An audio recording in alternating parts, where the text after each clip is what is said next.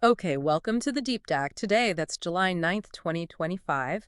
We're cutting through some of the noise. We want to get to the critical stuff impacting, the global economy, geopolitics. Absolutely. And the big theme today, I think, is pretty clear, is trade and energy shifts. Definitely. It all seems to circle back to these new U.S. tariff actions, doesn't it? And how everyone's reacting. That's the dominant story for sure. So let's unpack that first. President Trump announced a significant expansion of U.S. trade policy. Yeah, significant is the word. What are we talking about specifically? We're looking at a new 50% tariff on imported copper.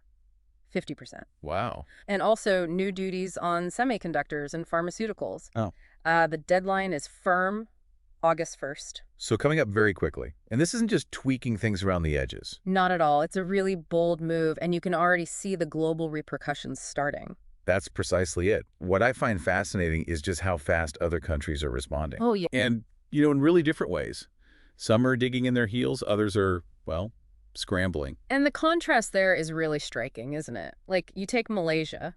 What's their approach? They're holding firm, refusing to cross their own red lines. Which cover things like digital taxes, right? Yeah. And halal certification. Exactly. Digital taxes, halal certification, even their own procurement standards. Stuff they see as fundamental. And they're sticking to that even with the potential 25% U.S. tariff hanging over them. That's the report, holding firm despite that threat. Okay, that's one side.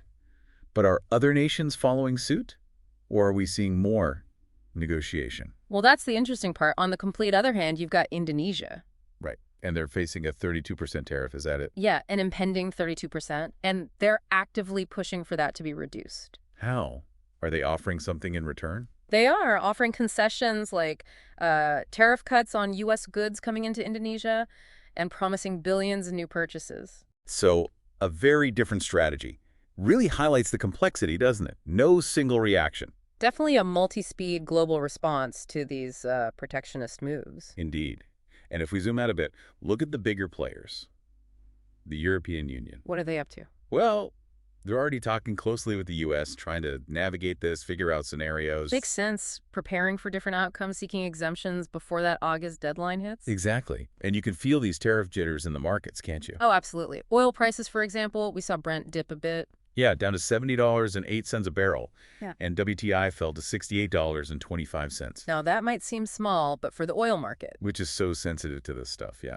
Even a slight move like that shows real concern, maybe prioritizing stability over just supply and demand right now. And Asian markets. Mixed performance, really reflecting all this uncertainty swirling around. Right. But it's not just trade wars making headlines. There are these almost quieter but equally important shifts happening in energy. You're absolutely right. It's like a parallel track running alongside the trade disputes. So what are we seeing there? Well, for instance, the UAE reported something interesting. Those recent OPEC plus production increases. Yeah. They're apparently being fully absorbed by the market. So demand is holding up despite everything. Seems like it. It's a sign that, despite trade fears, the underlying economy might still be quite robust. Maybe pushes back against recession talk a bit. That's a key point. Gives producers a bit more leverage, too, maybe. Potentially, yes. And then you mentioned countries like Turkey, rapidly expanding renewables. Yes, Turkey's big push into renewable power capacity. That's significant. Why is this so important in the bigger picture? Well, think about it. It drastically cuts their reliance on imported natural gas. So energy independence. Exactly. And that directly challenges the established gas exporters, people who've relied on selling to Turkey. It could reshape energy security, particularly in that region, maybe even impacting Europe long term. Shows countries actively looking for ways to kind of de-risk their energy supply. Diversify, reduce dependencies. It's a smart strategic move. But while these economic and energy plates are shifting, we also get these stark reminders about, global stability. Yeah. Geopolitical flashpoints. Unfortunately, yes. These things don't happen in a vacuum. We just got news about a critical incident off Yemen. The bulk carrier Eternity Sea. Oh, what happened? Liberia flagged, Greek operated. It sank after a Houthi attack. Rescue efforts are underway for the crew. That's terrible news. And it really underscores the danger in those shipping lanes, doesn't it? The Bab el-Mandeb Strait. Vital corridor. An attack like this. It has knock-on effects. Huge effects. Insurance costs skyrocket, supply chains have to reroute.